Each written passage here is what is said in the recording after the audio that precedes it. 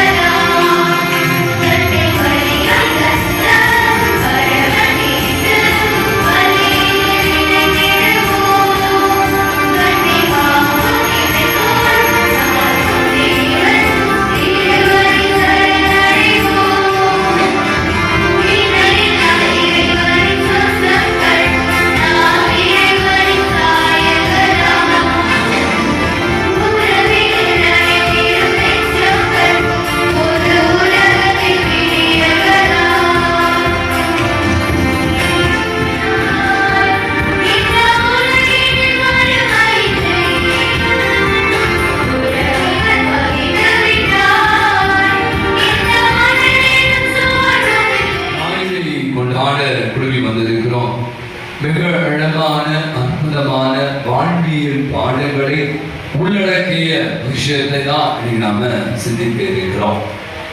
ஆண்டவரோடு இருப்பதா, ஆனால் மூடி மூடி வேலை செய்வதா, எது முக்கியம் என்ற பட்டிமன்றத்தில் இருக்கிற போது ஆண்டவர் இது இரண்டுமே முக்கியம் என்று சொல்வதை பார்க்கலாம்.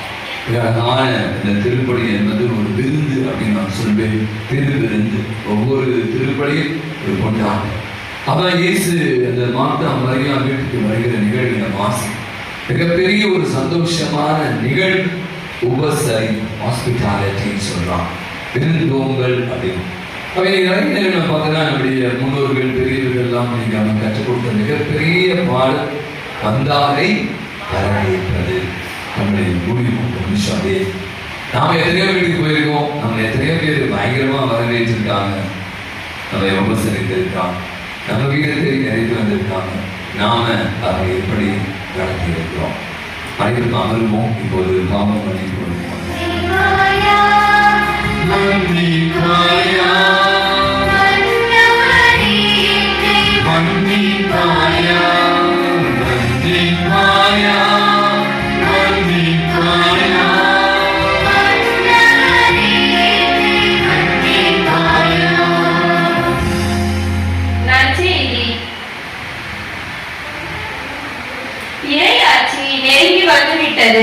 மனமாறி நற்செய்தியை நம்புங்கள் என்ற இறைவா, திருமுழுக்கு பெற்ற ஒவ்வொரு கிறிஸ்தவனும் நற்செய்தியை பிறருக்கு அறிவிப்பது தன் தலையாய கடமை என்பதை உணர்ந்து இறையரசின் விரும்பியங்களை பிறருக்கு கற்றுத்தரவும் இறையாட்சியை மண்ணில் மலர வைக்க வேண்டும் என்பதை மறந்து அலைபேசிக்கு அடிபணிந்து திரைப்பட காட்சிகளிலும் சின்ன திரைகளிலும் மனதை பறிகொடுத்த தருணங்களுக்காகவும் மனமருந்தி வருந்தும் என்னை மன்னியும் இறைவா, மன்னியும்.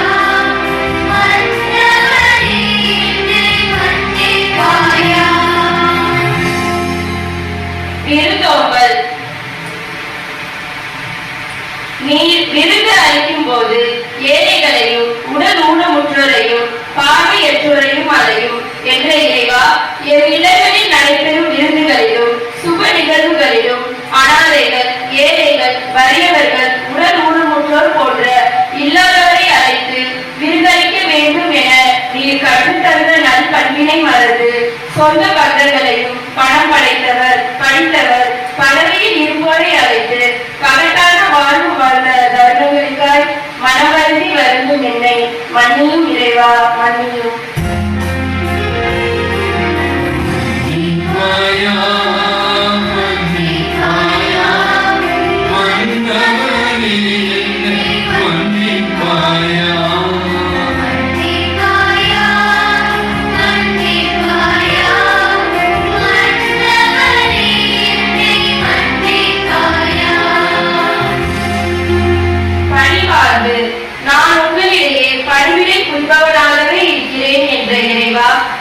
பங்கு தளங்களில் செயல்படும் மரியாதையின் சேனை, அன்பியம், ஜெபக்குழு, இளைஞர் அணி போன்ற பல்வேறு அமைப்புகளில் இணைந்து இளையோர் முதல் முதியோர் வரையிலான அனைத்து மக்களுக்கும் தேவையான பணிகளை செய்து தன்னை புனிதப்படுத்தியதுடன் பிறரையும் புனிதப்படுத்த வேண்டும் என்னும் கோட்பாட்டினை மறந்து என்னையும் என் குடும்ப உறுப்பினர்களையும் மட்டும் முன்னிலைப்படுத்தி அவர்களுக்கு தேவையான அனைத்து காரியங்களிலும் என் கால நேரத்தை விரயம் செய்து சுயநலத்துடன் வாழ்ந்த தருணங்களுக்காய் மனவருந்தி வருந்தும் என்னை மன்னியும் இறைவா, மன்னியும்.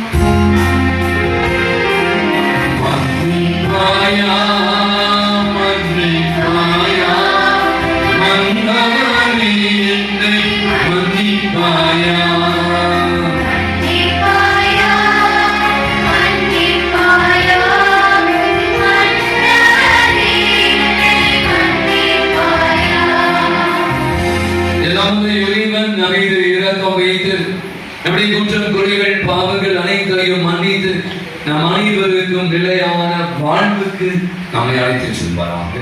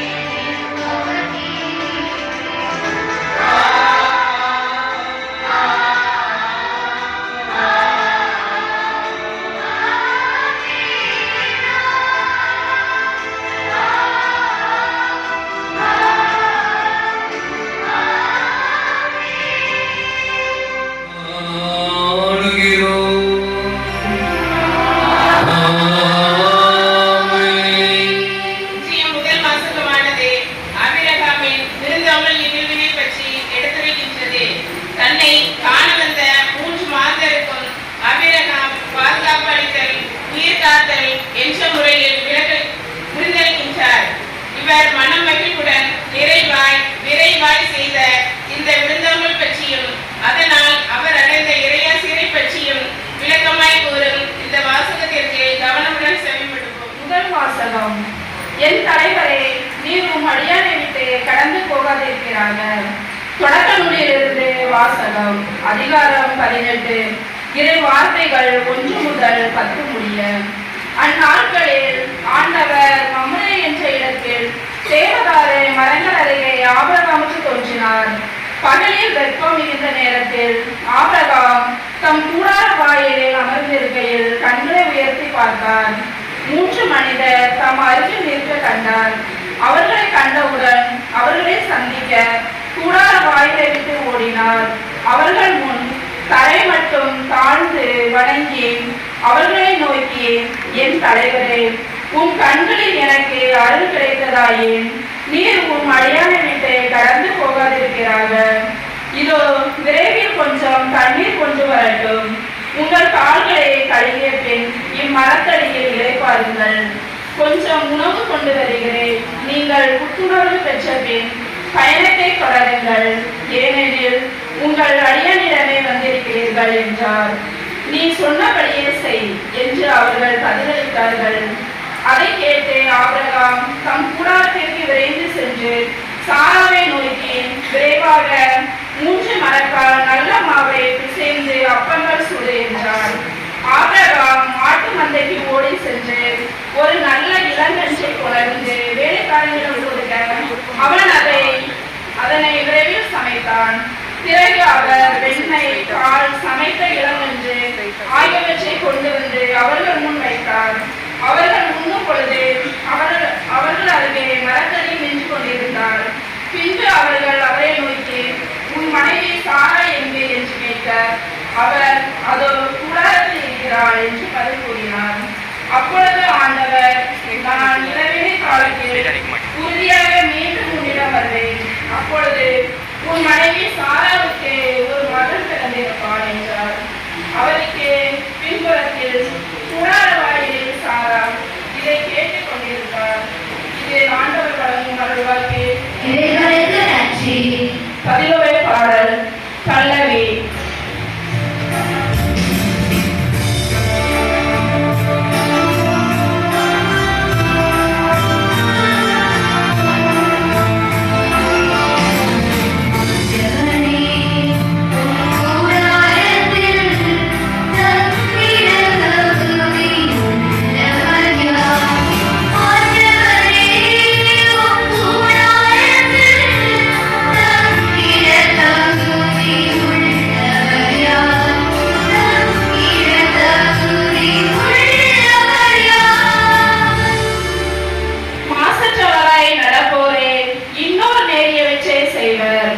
உலகால உண்மை பேசுவர். பல்லவி.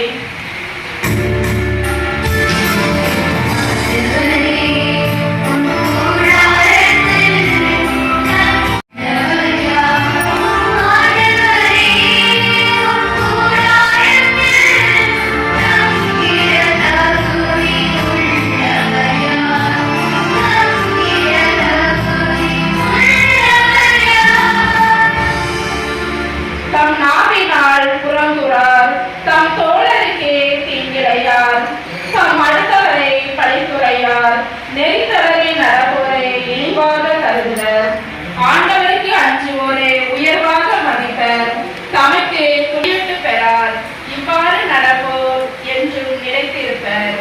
பல்லவி.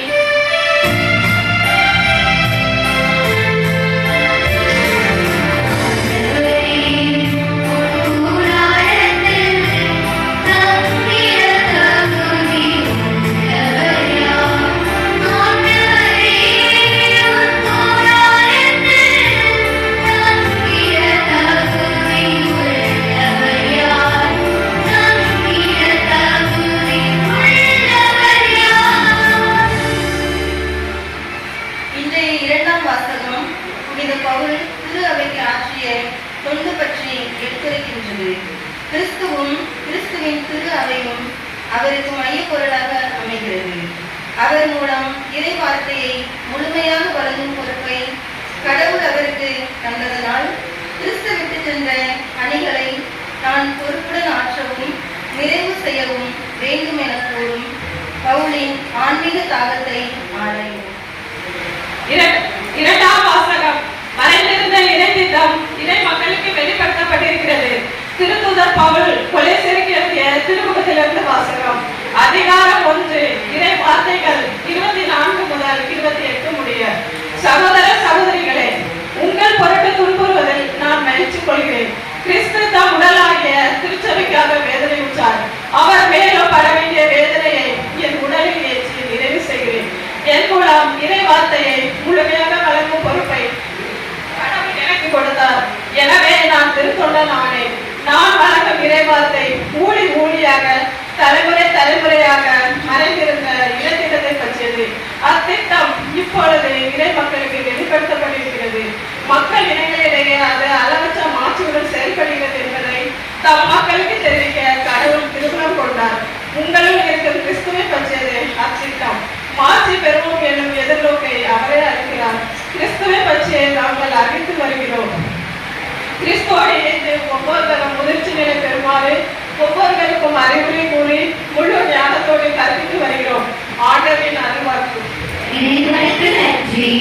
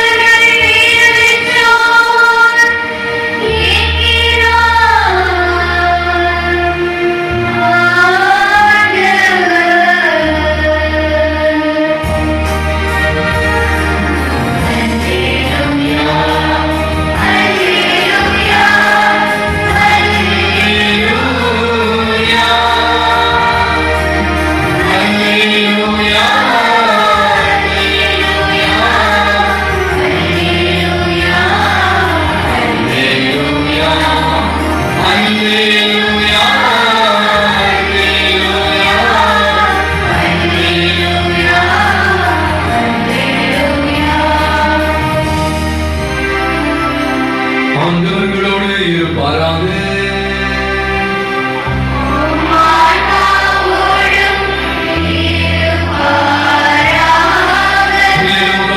ஸ்ரீயிலிருந்து வாசகம்.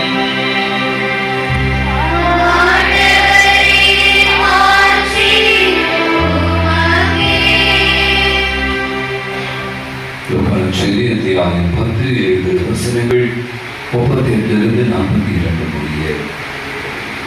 இயேசு ஒரு ஊரை அடைந்தார். அங்கு பெண் ஒருவர் அவரை தம் வீட்டில் வரவேற்றார். அவர் பெயர் மார்த்தா. அவருக்கு மரியா என்னும் சகோதரி ஒருவர் இருந்தார். மரியா ஆண்டவருடைய காலடி அருகில் அமர்ந்து அவர் சொல்வதை கேட்டுக் கொண்டிருந்தார். ஆனால் மார்த்தா பல பணிகள் புரிவதிலே பரபரப்பாகி இயேசுவிடம் வந்து, ஆண்டவரே, நான் பணிபுரிய செய்ய என் சகோதரி என்னை தனியை விட்டு விட்டாலே உமக்கு கவலை இல்லையா? எனக்கு உதவி புரியும்படி அவளிடம் சொல்லும் என்றார். ஆண்டவர் அவரை பார்த்து, மார்த்தா மார்த்தா, நீ பலவற்றை பற்றி கவலைப்பட்டு கலங்குகிறாய். ஆனால் தேவையானது ஒன்றே. மரியாவோ நல்ல பங்கை தேர்ந்தெடுத்துக் கொண்டாள். அது அவளிடமிருந்து எடுக்கப்படாது என்றார். ஆண்டவரின் அருள்வாக்கு.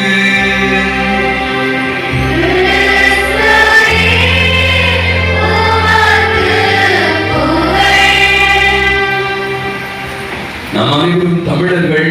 தமிழை பற்றி நிறைய விஷயம் நமக்கு இன்னைக்கு தெரியுதே இல்லை. தமிழ் படிச்சாதானா அப்படின்னு ஒரு கேள்வி கூட கேட்க தோன்றுகிறேன். நம்மளுக்கென்று தொன்மையான ஒரு மொழி, இதற்கென்று பல இலக்கியங்கள், உலகில் எந்த ஒரு மொழியிலும் இல்லாத ஒரு மிகப்பெரிய நான் சொல்லுவாங்க அவ்வளவு விஷயங்கள் நம்மிடம் இருக்கிற. ஆனால் நம்மவர்கள் குறிப்பாக நம்முடைய பிள்ளைகளுக்கெல்லாம் தெரியுமா அப்படின்னா எனக்கே தெரியல, பல பிள்ளைகளுக்கு தெரியாது, தெரியும் கூட தெரியாது. சங்ககால இலக்கியங்கள் பற்றி நம்ம சந்தோல்காம் பண்ணியிருக்கலாம், நிறைய நூல்கள்லாம் இருக்கு. ஒரு சில பேரெல்லாம் பற்றி நம்ம பறந்துடணும். ஸ்கூலில் படிக்கும்போது ஞாபகம் நினைக்கிறேன், அவங்க வாழ்ந்த பாண்டி பற்றி சில பேர் யாருமே தெரியாது. ஒரு வயசான ஒரு பாட்டி சங்க காலத்தில் அவங்க பேர் அவங்க முழு பேர் தான் அவை அவை அவை அவை பிராட்டியார். அவை பிராட்டியார் அதுதான் தமிழ். நம்ம முழு பேர் உங்க பேர் ஒரு பேர் முழு பேர் சொன்னோமா இல்லையா? அவை பிராட்டியார். சனகாலத்தில் வாழ்ந்த இந்த மிகப்பெரிய ஒரு சின்ன இவங்களை பற்றி நான் யோசித்து கொண்டு இருந்தேன். ஏன் இந்த உலகம் நம்ம வாழ்ந்து சவுண்டு பண்ணி சொல்லுவோம். சின்ன வயதிலே நம்ம நாட்டி வாழ்க்கைய சந்தோஷமா வாழணும் நான் சொல்ல அந்த காலத்திலே சின்ன வயதிலே தன் இளமை வயதிலேயே இந்த துறவு கொண்டு அவன் தன்னை ஒரு துறவியாக அர்ப்பணிப்ப வாழ்வோடு வாழ்ந்து பல நாடுகளில் மிகப்பெரிய பொருளில் மன்னர்கள் அரசு எல்லாம் சேர்ந்தவரை பற்றி பல இலக்கியெல்லாம் பாடி போட்டு அவருடைய நன்மதிப்பை பெற்ற ஒரு மாபெரும் ஒரு பிரம வயசை அதான் நம்ம பாட்டியா சக்கராட்டியா அவைத்தனாட்டியா அப்படின்னு எல்லாருமே நிறைய அரசர்கள் பதில் அவங்க வீட்டில் கூப்பிட்டு அவங்களுக்கு சாப்பாடுலாம் போட்டு அவங்களுக்கு சன்மானம் அளித்து அப்படியான ஒரு மிகப்பெரிய மதிப்புக்குரிய ஒரு நபர் தான் நான் சொல்றேன் இந்த அவைத்தனாட்டியா. ஒரு முறை ஒரு இடத்துக்கு போயிட்டு வராங்க, அது ஒரு மாலை வேலை, அப்பெல்லாம் பஸ் எல்லாம் கிடையாது, வண்டியெல்லாம் கிடையாது. அவங்க ஒரு குச்சி வச்சே கடகனே பாடிக்கிட்டே போவான், பார்த்துருக்கீங்க நம்முடைய பாடலாம். அது போகும்போது மாலை வேலை இருட்டி விட்டது. அவங்க ஒரு வீடு பார்க்குறாங்க, அந்த வீட்டை போய் கதவை தட்டுறாங்க. அந்த வீடு திறக்கிறது ஆய் வேல் அப்படின்னு சொல்லக்கூடிய ஒரு இனத்தினுடைய தலைவராக சாதாரண குடி செய்கிறார். நினைக்கிற வசதியெல்லாம் இருக்காங்க. அவர் கதை தெரிந்து பார்க்கிறார், அவை பராட்டியார் எங்க வீட்டுக்கா? வழக்கமா நீங்க சொல்லுங்க, பெரிய பேரான நம்ம வீட்டு தான், நம்ம சாதாரண ஒரு ஆள், நம்ம வீட்டுல யாராவது வருவாங்க அப்படின்னு அவர் ஒரே ஷாக் ஆகிட்டார். ஷாக் ஆகிடும், வாங்க வாங்க வாங்க வாங்க உள்ள தண்ணி வைக்கிறார், அமர வைக்கிறார். அவர் குடிக்க தண்ணி குடிக்கும் குடிப்பான் டைமா உடனே உள்ள போய் ஒரு போர்வையில் எடுத்து அவர் பூர்த்தி வைக்கிறார். இப்போ இந்த வேலையில இப்போ சாப்பாடு கொடுக்கணும், என்ன பண்ணுறது? ஐயோ நீங்க பெரிய பெரிய அரசர்கள் மன்னருடைய வீடுகள்லாம் சென்று அறுசுவை உணவை உண்டிருப்பீர்கள், என்ன கொடுப்பதற்கு ஒன்றுமே இல்லை. பட் இதுதான் நீங்க நீங்க ஏதாவது கொடுக்கணும்னு சொல்லிட்டு இந்த மாட்டு தொட்டிக்கு போகிறார். அங்கிருந்து நல்லா ஒரு பசும்பாலை கலந்து கொண்டு வருகிறார். தன்னுடைய நிலத்தில் விழுந்த அந்த கிழங்கை வேக வைத்து அறுவை பிராட்டியா கொடுக்கிறார், சாப்பிடுங்க அப்படின்னு சொல்றார். அவங்களும் கூட அந்த மாலை குடிச்சிட்டு அந்த கிழங்கை சாப்பிட்டு அவர் பேசுகிறார். அப்போ இந்த ஆய்வு அப்படின்னு நான் சொல்லக்கூடிய அந்த மனிதன் சொன்னார், அம்மா என்னை போச்சுக்காதீங்க, எனக்கு இருந்தாலும் முடிஞ்சது, நீங்க அறுசுவை உணவை சாப்பிட்டுருப்பீங்க, பல மன்னர்கள் பெரிய பெரிய பெரிய பெரிய அரசர்கள்லாம் நீங்க உட்காந்து சாப்பிட்டுருப்பீங்க, ஆனா என்னால் இந்த ஏழையாக முடியுது, இந்த பால் இந்த கிழங்கு தான் தப்பா நினைச்சுக்காதீங்க அப்படின்னு சொன்னாராம். அப்போ அவை பாட்டியா சொன்னாங்க, ஆகவே நீ சொன்ன மாதிரி நான் பல இடங்களில் சென்றிருக்கிறேன், பல மன்னர்கள் அரசவையில அமர்ந்து உண்ணக்கூடிய வாய்ப்புகள், அத்துணை உணவுகளை விட நீ கொடுத்த இந்த பசும் பாலும் அல்லது இந்த கிழங்கு இந்த உணவு தான் எனக்கு மிகப்பெரிய அறுசுவை உணவு. இதை நான் சாப்பிட்ட விருது இந்த விருது என்னால மறைக்க முடியாது, நீ அதான் இருப்ப அப்படின்னு சொல்லிட்டு ஆசீர்வதித்தான். சங்ககால சொல்றான், ஆய் தேவி கருணை அப்படின்னு ஒரு பகுதி இருக்கான். ஆய் தேவி கருணை அப்படின்னு சொல்லி அவையே இந்த இடத்துல ஒருத்தர் பதிவு செய்தாங்க. ஒரு நிகழ்வை நான் வாசித்தேன். உலகமா நீங்க பாத்தீங்கன்னா இப்ப நம்ம வாழ்ற இந்த உலகம் நம்ம பாத்தீங்கன்னா உணவு விருந்து ரெண்டுக்கும் பயங்கர தொடர்ந்து இருக்கு. உணவு விருந்து மருந்து அப்படின்னு நான் சொல்றேன். ஆகவே உணவு அப்படின்னா நம்ம அனைவருமே பல விதமான உணவுகளை உண்ண ஆரம்பிச்சிருக்கிறது. நான் நிறைய பேர் பராமரிகளை பகிர்ந்து கொண்டு இருக்கிறேன். நம்மளாம் இப்போ சென்னை மாதிரியான ஒரு நகரத்துல வசிக்க ஆரம்பித்து வேண்டும். அனைவருமே பயங்கர வசனம் சொன்னால் ஒரே பராமரிப்பு தான். நம்ம கிட்ட வேலைக்கு போகணும், ஸ்கூல் போகணும், காலேஜ் போகணும், படிக்கணும், அந்த வேலை செய்யணும், இந்த வேலை செய்யணும். ஞாயிற்றுக்கிழமை ஒரு நாள் தான் லீவு.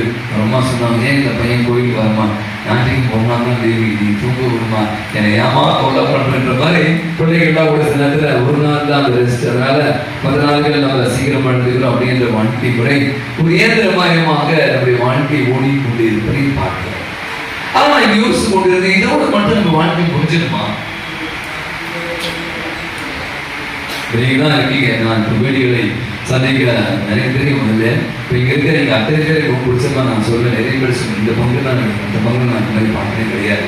நான் பெருமா சொன்னான், ஒவ்வொரு திருவிழா அப்படின்னா போதும் பொட்டி கட்டினா போயிடுவீங்க. நான் இந்த வீடு சந்திக்கு போகும்போது கேட்க நிறைய பேருங்க, ஒவ்வொரு முறையும் இங்க இருந்து திருநெல்வேலிக்கும் தூத்துக்குடிக்கும் நாகர் கோயிலுக்கும் கோயிலில் உங்களுக்கு வண்டி சத்தம், அதாவது பஸ் பேர் எவ்வளவு சிரமம், அதெல்லாம் முக்கியம் இல்லை. எது முக்கியம்? திருவிழா. அந்த திருவிழாக்கு நம்ம தூங்கணும், அது இல்லை. அசனத்துல போய் நல்லா மட்டன் வெட்டணும், அது இல்லை. எது முக்கியம்? ஊரு என்ன முக்கியம்? வேற என்ன முக்கியம்? உறவு. ஆனா வந்துருவாங்க சொன்னார், பல எல்லாம் சென்னையில் இருக்கு, அத்தனை பேரும் வந்துருவாங்க. எங்க ஊருக்காக ஒரு நாள் எங்க குடும்பம் சென்னை வாழ் மக்கள் சொல்லக்கூடிய சொன்னேன் ஊரு வேற ஏதாவது வச்சு போலாம் ஊரு வேற ஏதாவது சொன்னேன். அந்த மாதிரி ஒரு ஊரு பேர் சொல்லுங்க. அந்த ஊரை வச்சு அனைவருமாக இணைந்து அன்னைக்கோ அந்தவருக்கோ விழா எடுப்பது ஒரு பக்கத்துல அனைவருமே உறவுகளோடு வாழக்கூடிய அற்புதமான ஒரு விஷயத்தை நம்ம செய்து கொண்டு இருக்கிறோம். அப்ப இந்த உறவுடைய மையமாக இருப்பது என்ன அப்படின்னு ஒரு விஷயத்தை நான் யோசித்து கொண்டிருக்கேன். என்ன நினைக்கிறீங்க? ஒருவருடைய மையம் சாதாரண ரொம்ப வேண்டாம். பைபிளில் கேட்ட வசனம் தான் உணவு, இன்னொன்னு விருந்து. சரி பாருங்க, ரொம்ப அழகாக பழைய சண்டை காலத்தான் நீங்க வாசித்தீங்கன்னா அவங்க சொல்றாங்க, நான் வாசித்தேன் சொல்றாங்க, எப்போ விருந்தினர்கள் வீட்டுக்கு வருவார்கள் என்று காத்து கொண்டிருந்தார்களாம். எப்போ வீட்டுக்கு வருவாங்க? இப்ப வீட்டுக்கு போன் பண்ணா வெளியே வந்து நான் அந்த பயம் பண்ணிக்கிறேன், ஐயோ நாங்க ஊர்ல இல்ல, நாங்க இப்பதான் கிளம்பி அங்க வேளாங்கண்ணி போயிட்டோம், நல்லா இருப்பாங்க பெரிய நான் பலமுறை பார்க்கலன்னு சொல்றேன். அப்போ எப்ப வீட்டுக்கு வருவான் என்று வெயிட் பண்ணி இருந்த காலம். மற்றவர்களை தெய்வங்களாக பார்த்திருக்காங்க. தெய்வங்கள் வந்தவங்க வீட்டுக்கு வந்தவங்களை தெய்வங்களா, ஐயோ கடவுளே வந்துட்டு அவங்க வீட்டுக்கு அப்படின்னு நம்ம வீடுகளுக்குலாம் நான் சென்று கொண்டு இருக்கிறேன். ஒருத்தர் சொன்னா இருக்காரு, அவர் சொன்னாரு, மகள் நான் உங்களுக்காக அவன் ஃபாதர் வீட்டுக்கு வரேன் வரீங்க சொல்லிட்டு நான் பர்மிஷன் போட்டு சீக்கிரமா வீட்டுக்கு வந்துட்டேன். ரொம்ப சந்தோஷமா இருந்துச்சு. சில வீட்டுக்கு போனா எப்போ சொல்லாம கூட மாட்டீங்க, மாங்கமா கோயில் அனௌன்ஸ் பண்றோம், குரூப்ல போடுறாங்க, வாட்ஸ்அப்ல போடுறாங்க, அப்போட சொல்லவே இல்லை கூட சீக்கிரம் வந்துட்டீங்க. 6 மணிக்கு போனாலும் இவ்வளவு சீக்கிரம், 8 மணிக்கு போனாலும் இவ்வளவு சீக்கிரம். அவர் சொன்னார், அதை 4:30 மணிக்கே பர்மிஷன் போட்டு நீங்க வீட்டுக்கு வரைக்கும் சொல்லி நான் உங்களுக்காக காக்குறேன். எனக்கு ஒரு சந்தோஷம். வீட்டுக்கெல்லாம் போகும்போது சில பேர் சொன்னாங்க, நீங்க வரைக்கும் சொல்லி வீட்டை சுத்தமா வச்சிருக்காங்க, அடிக்கடி வீட்டுக்கு வாங்க. அதை ஏன் அந்த வீட்டுலாம் கச்சான்னு முதல்ல பார்க்கறதுன்னா எது நான் முதல்ல பார்க்குறேன் கிச்சன் தான் போவேன். அங்கே போனால் அவங்க கதை தெரிஞ்சுக்குவேன், ஜாதகம் ஃபுல்லாக வந்துடும். ஏன்னா சரி அப்படியே படிச்சு வச்சிருக்கேன், படிச்சு சோறை ஆக்கு தெரியா என் ஆக்கும் அதை நீங்கள் வரீங்கன்னு ஆக்கலாம். நீங்க வரீங்க சொல்லிட்டு என்ன பண்றாங்க, இப்போ வரவா அந்த கிச்சன்லாம் அப்படியே சாப்பாடாக சமைச்சு ஒரு மாதிரி நடக்காங்க. நான் போன முதல்ல வீட்டுக்கு வரும்போது வீட்டுக்கு போகும்போது அந்த கிச்சனை பார்த்து கண்டுபிடிச்சேன், இந்த வீடு அருமையான வீடா. அப்ப நீங்க முதல்ல நீங்க உபசரிப்பு விருந்து இன்னைக்கு அழகா சொல்றாங்க, உடம்புல எப்படி உயிர் இருக்குல்ல அது மட்டும் விருந்தான். நீங்க விருந்தை அதாவது உபசரிப்பை மட்டும் எடுத்துக்கிட்டீங்கன்னா நீங்க செத்த பெண் அப்படின்னு சொல்றாங்க. அதான் அப்படி முன்னோர்கள் நீங்க பாத்தீங்கன்னா அந்த காலத்தை நான் பார்த்துருக்கிறேன். நான் நிறைய விஷயம் கேள்விப்பட்டு படிச்சிருக்கேன், என் நானே கூட அதை அனுபவிச்சிருக்கேன். இப்போ யார் வந்தாலும் இந்துவத்தோடு இப்போ வீட்டுக்கு வராங்க, வீட்டுக்கு வராங்க, வாங்க உட்காருங்க, எனக்கு என்ன குடிக்கும் முதல் வந்தோம். அதுக்கப்புறம் தான் காபி டீ சாப்பிடுறீங்களா, சாப்பிட்டு போறீங்களா அப்படின்னு அந்த தண்ணீர் என்பதே மிகப்பெரிய விஷயங்கள். நீங்க வந்தவங்களை மதிக்கிறீங்க. நீங்க பல வீடுக்கு போனாச்சுங்க, பேர் டிவி பார்த்துருப்பாங்க, அது கூட டிவி ஆஃப் பண்ணுமா சீரியல் பார்க்கிறதுங்க பாரு. நீங்க வேற என்ன முக்கியமான அந்த பாண்டியன் சீரியல் முடிஞ்சிச்சா தெரியல, அந்த சீரியல் வருது, சரி போனேன் அதை வச்சு நோட்டின்னு வந்தவனோட சட்டை கூட பண்ணாத ஒரு காலகட்டத்தில் இன்னைக்கு நம்ம என்ன பண்றோம், வாழ்ந்து கொண்டு இருக்கிறோம். நீங்க முதல் மாசம் 4 மாசம் தேவதாரு மரங்கள் இந்த தேவதாரு மரங்களை தான் அடையாளம் ஒரு தெரியல நினைக்கிறேன், அடையாளம் கொடுத்துவாங்க. லேண்ட் மார்க் நீங்க சொல்லுவாங்க. நான் நிறைய பேர் எனக்கு வரும்போது நான் சொல்லுவேன், இந்த எம்ஜிஆர் யூனிவர்சிட்டி அது பக்கத்தில் வந்துருங்க, அதாவது சிக்னல்ல வந்துருங்க, இங்க இருக்கிற அந்த முருகன் கோயில் பக்கத்தில் வந்துருங்க, சும்மா பேச முருகன் கோயில் அப்படின்னா நம்ம சொல்லுவோம். ஆனால் இங்க இருக்க அரசமரம் பக்கத்தில் ஒரு மரம் இருப்பாங்க, என் ஃப்ரெண்ட்ஸ் தான் கேள்வி கொடுப்போம். நான் மணியில் வரும்போது சொல்லுவேன், மரம் இருக்கும், அந்த மரம் தான் எனக்கு நிறுத்தி விடுறாங்க, எதிர்த்து மரம் இருக்கும், அதை தான் எனக்கு காரணம். ஆனா இங்க பாருங்க, இப்போ லேண்ட் மார்க்ல மாறி போச்சு. நம்ம வோடாஃபோன் ஷோரூம் தெரியுமா, டைட்டன் தெரியுமா, கீர்த்தி அந்த டென்டல் மெடிக்கல் மேல டென்டல்ஸ் அங்க வந்துருங்க. அதாவது எங்க மாதிரி அப்படின்னு நம்ம நம்ம லேண்ட் மார்க் இன்னைக்கு குடிச்சுக்கலாம், வீட்டுக்கு வந்துருக்கலாம். ஆனா இங்க பார்த்து ரொம்ப அழகாக பார்க்கிறோம், தேவதான் மருந்து அருகே ஆபிரகாம் கடவுள் வந்த 3 பேரையும் ரொம்ப அழகான ஒரு விஷயம். நீங்க பாத்தீங்கன்னா அவங்க யாருமே தெரியாது, அப்புறம் அவங்க கடவுள் மனிதர்கள் தெய்வத்தோடு தெரிந்து கொள்ளலாம். அவங்க வந்தோடனே அவங்க பண்றாரு, வாயில வாங்க வாங்க அப்படி வரவேற்று 3 பேர்களை பார்க்கிறார். பார்த்து வீட்டுக்குள்ளே ஓடி செல்கிறார். கூடாத வீட்டுக்கு ஓடி சென்று தரையில் அமர்ந்து அவரை நோக்கி வாங்க உள்ள வர வச்சு அவருக்கு உணவு சமைத்து கொடுக்கிறார். அவரை வயதாக முன்ன வைக்கிறார்.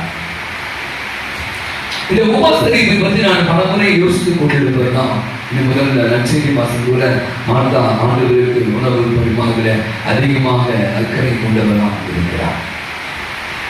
இந்த ஆபரகம் சாரா பார்த்தீங்கன்னா பல வருஷம் ஆயிடுச்சு, வயசு ஆயிடுச்சு, குழந்தைலாம் இல்லை. ஏன் இந்த விருந்து உங்களை பற்றி மதத்தை அதிகமாக சொல்லனா, யாருக்கு நீங்க விருந்து உபசரிக்கிறீங்களோ அவருடைய ஆசீர்வாதங்களை நிச்சயமா நீங்க பெற்றுக் கொள்வீர்கள். இது வாழ்க்கை நிறைய பேர் பார்த்துருக்கீங்க. ஒரு சில நேரங்கள் இப்போ நம்ம வாழ்கிற சூழல்ல அதுக்கான சூழலில் வேலைக்கு போறீங்க, வீட்டுக்கு சொன்ன மாதிரி யாரும் வீட்டுக்கு நல்லதே இல்லை, வந்தாலும் நீங்கள் யாரையும் அவ்வளோவா கண்டுக்கிறதே இல்லை, அதுக்கான விஷயம் இல்லை. சில பேர் ஐயோ நான் வரவே இல்லைங்க, நீங்கள் இருந்துங்க எப்போ இந்த திருவிழாவில் கன்னியாகுமரி மீட் பண்ணலாம், காமன் ஃபங்க்ஷனில் மட்டும்தான் இன்னைக்கு நம்ம நிறைய பேர் மீட் பண்ணுறோம். வீடுகளுக்கு வந்து தங்கி ஒரு நாள் மாமா இருக்காரு, சித்தப்பா இருக்காங்க, தாத்தா பாட்டி இருக்காங்க அப்படின்னு வந்துட்டு தங்கிட்டு சாப்பிட்டு போற காலங்கள்லாம் இன்னைக்கு வந்து ரொம்ப கம்மியாயிடுச்சு. விருந்து மருந்தம் எத்தனை நாளைக்கு? 3 நாள், 1 நாளா? ஒரு வேலை நந்தியா சாப்பிட்டியா பொட்டிகள் கிளம்பி சும்மா உட்காந்து எங்க உயிரமா அங்கே முன்னாடி மாறுவோம் போவோம், சும்மா வந்து உட்காந்து அப்பா அம்மா வேலையை காவல் சொல்லு அப்படின்ற மாதிரி. இங்க பாத்தீங்கன்னா ரொம்ப அழகான ஒரு விஷயம். மீன் ஒரு வசனத்துல வாசித்தோம், மற்றவங்களுக்கு தண்ணி கொடுக்குறா, உட்கார வைக்கிறா, அவங்களுக்கு அப்பம் சுட்டு கொடுக்குறா, அவங்களுக்கு இந்த கரிகாலிச்சு கொடுக்குறா. போகும்போது அவங்க என்ன சொல்றாங்க, நான் போயிட்டு அடுத்த வருஷம் அவங்க கேட்டாங்களா உனக்கு குழந்தை இருக்கா, உனக்கு குழந்தை இல்லைன்னு. அடுத்த இலங்கையின் கால் நாங்கள் வருகிற போது உடைய கரங்க என்ன இருக்கும், மகன் இருப்பான். இது வந்து யாரெல்லாம் பெரியவங்க சொல்லுவாங்க, நீங்க யாராவது விருந்து போட்டு சொல்லுவாங்க மற்றவங்க சாப்பாடு கொடுக்கும் போது நமக்கு வெறுமனே இந்த பிள்ளை செல்வம் மட்டும் இல்லையா, நிறைந்த செல்வங்கள். ஒரு சின்ன உதாரணத்தை சொல்லி மாதிரி விடுகிறேன். இப்ப பாத்தீங்கன்னா 1 அரசராகும் புத்தகம் 17வது அதிகாரத்தினா எலியா வந்து இந்த ஆகாப் என்ற இஸ்ராயேல் மன்னிடம் இந்த வாங்காளியில் ஒரு பிரச்சனையிடம் ஆகிய வந்து ஓடி வருவார். வருகிற போது இந்த இடத்துல தந்துவார் ஒரு பொண்ணு இருப்பார், சாரிவான் என்ற இடத்துல ஒரு கைப்பெண். இவர் பயங்கரமான பசி, அந்த ஊர்ல பயங்கர பஞ்சம். அந்த ஊர்ல கதை என்ன போகுது பாத்தீங்கன்னா 8வது வசனம் வாசிக்கலாம். அப்ப 1 அரசர் 17ஆம் அதிகாரம் 8 வசனத்தை வாசிக்கலாம். அங்க போவார், என்ன சொல்றாங்க, சாரிபாத்தை சென்று அங்கே தங்கியிரு, ஒரு கைப்பெண்ணுக்கு கட்டளை இருக்கேன்னு சொல்றான். கைப்பெண் இவர் போய் பேசுவார், பெரிய நீண்ட விமர்சனம். அவன் சொன்ன நானே சோத்துக்கு பேண்ட் எனக்கே எனக்குமே என் பையனுக்கு கொஞ்சம் தான் இருக்கு, அதை சாப்பிட்டு நான் செத்து போக போறேன்னு சொல்லுவான். நீ கொடு நான் பார்க்குறான்னு சொல்லுவா. ஒரு பெரிய கதை அப்படி போவோம். அவர் சுட்டு போடுவா, சாப்பிட்டுட்டே இருப்பாரு. அந்த மாவு குறையாது, அந்த எண்ணெயும் குறையாது. நம்ம பார்த்தீங்கன்னா ஒரு முதல் செய்தி பாருங்க, நீங்க ஒண்ணுமே இல்லை. நான் சொன்ன இந்த ஆய்வின் கதையை சொன்னேன், அங்க சாப்பிடுறதுக்கு ஒண்ணுமே இல்லை, ஆனா பால் இருந்துச்சு, அங்க இருந்த கிழங்கு இருந்துச்சு, அதை விட அவங்களுக்கு மனம் இருந்தது.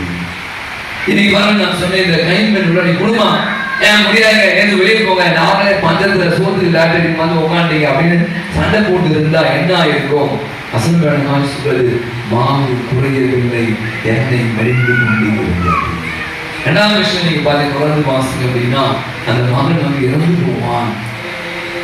தொடர்ந்து வாசிக்கிறோம். அவன் அவரே எளியாவே போய் ஜோம் நடவே எனக்கு சாப்பாடு போட்டு அந்த வீட்டுல ஒரு இடம் வந்துச்சு, இந்த குழந்தைய காப்பாதுன்னா அவர் வந்து இறந்து போன அந்த மகனுக்கு வீட்டு செய்தி வைப்பார்.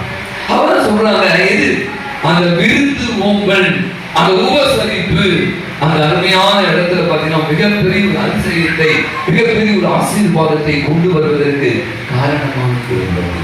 நீங்க காண்கிறோம் நம்ம ஆண்டு சில நேரத்தில் சாப்பாடு மட்டும் செஞ்சுக்கலாம். ஒரு பாண்டியரிடம் இருந்தாங்க, அவங்க பக்க இந்து, அது வந்து மாறி வந்து மேரி அப்படின்னு பேருவாங்க, கண்ணாடி போடுவாங்க. அவங்க ஆல்மோஸ்ட் 75 வயது. எனக்கு பல நான் கிராமப்புற பாடல ஆந்திரா பாடுவேன், சமைப்பாங்க. என்னை பார்க்க யாராவது போனால் எனக்கே பயமா இருக்கும். பண்டிகைன்னா போடுங்க போட்டுக்கிட்டே இருப்பாங்க. அந்த சாப்பாடுக்கு ஒரு இலக்கிய பயம். ஏன்னா நான் கிராமத்தில் இருந்தேன், கடைக்கு போனால் ஒரு 4 கிலோமீட்டர் 5 கிலோமீட்டர் போனால் எதுவும் வாங்க முடியாது. அந்த பாட்டி போட்டுக்கிட்டே இருப்பான். நான் கேட்பேன், என்ன பாட்டி எப்படி செய்யணும், நான் சாப்பாடு செய்யும் போது அதை சின்ன போட்டு தான் சோறே வெடிக்கணும் அப்படின்பாங்க. இது நடந்த உண்மைதான். அந்த பாட்டி செத்துட்டாங்க. நான் சொன்னேன், யார் என்கிட்ட வந்தாலும் சாப்பாடு இல்லை, கொஞ்சமாக தான் உங்களுக்கு மட்டும் தான் செஞ்சு வச்சேன் அப்படின்னு சொல்லுவாங்க. இல்லை எங்க நம்ம 2 பேர் தான் இங்கே வர வந்துட்டாங்க அப்படின்னு நீங்க மூச்சை கண்டுக்கிட்டீங்களா? அப்படி ஒரு நிலையை நான் என் வாழ்விலே சந்தித்ததே இல்லை. என் டேபிள் போய் பாருங்க, சாப்பாடு எப்பவுமே நிறையவே யாரு வேணாலும் 10 பேரும் சாப்பிடுவேன். அப்ப இது என்ன நான் சொல்றது, இது மனம்.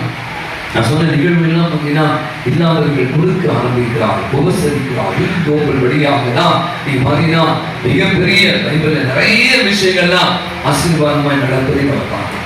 நான் செய்திக்குள்ள வர விரும்புகிறேன். மார்த்தா செய்தா சரியா, மரியா செய்து சரியா அப்படின்னு நம்ம எடுத்தோம் அப்படின்னா, மார்த்தா கண்டிப்பாங்க நான் மாத்தா சாப்பிட சார்ந்திருக்கேன். ஏன்னா வந்தவங்களை வந்து நீங்க கவனிக்கணும், வந்தவங்களை வந்து நீங்க கவனிக்கிறது. நிறைய பேருக்கு நான் போகும்போது பணமும் தெரியும் போச்சுக்காருங்க. எப்படின்னா அவன் உட்கார சொல்ல மாட்டான், நான் நின்றுட்டே ஒரு சேர் கூட போட மாட்டான். அப்போ சரியா நான் வருத்தப்படுறேன். இப்போ வந்தவங்களை நீங்க எந்த அளவுக்கு மதிக்கிறீங்க. பிறகு ஒரு பரபரப்பு மாத்தவுடன் மாறக்கூடிய அற்புதமாக ஏசு வந்தாரு, ஏசு இப்படி ஐயோ எங்க வீட்டுக்கு வந்து ஒரு சந்தோஷம். அவ்வளவு சொல்ல வெளிய வார்த்தைகளா வெளியே அவர்கள் அப்படின்னு ஒரே பரபரப்பு. நிறைய பேருக்கு அது இல்லவே இல்லை. உள்ள கூட பொண்ணு வந்தாலும் சரி, அண்ணன் வந்தாலும் சரி, அப்பா அம்மா வந்தாலும் நீங்க சொல்லும் போதே வராதிங்க, நீங்க வயசுக்கு வீட்டுக்கு வந்துடாதீங்க அப்படின்ற மாதிரி ஒரு ஆர்வம், ஒரு அக்கறை, ஒரு அன்பை வந்து வெளிப்படுத்தக்கூடிய காரணங்கள் நிறைய இருக்கு. நிறைய நேரங்களில் சொல்றாங்க உணவை விட உறவு மிக முக்கியம் சொல்றாங்க. நாம தான் சொல்லி கொண்டு இருக்கு இந்த உணவும் உறவு. நீங்க ஒரு வீட்டுக்கு வரல அப்படின்னா தப்பாச்சுக்கா, நீங்க உறவை தேடி கூட மனிதராக இல்லை, சாப்பாடு இருந்தா விஷயம். உங்க வீட்டுக்கு ஒரு வரதே இல்லை, சொந்தக்காரமா வருதே இல்லை அப்படின்னா நீங்க வந்து சரியான முறையில் அவங்களை கேர் பண்ணாத ஒரு ஆளா இருக்கீங்களா இருக்கீங்க. பொதுவாக சொல்லுங்க, நீங்க குறைய சொல்லுங்க. அப்போ நம்மளை தேடி வராங்க அப்படின்னா சாப்பாடுக்காக வரல.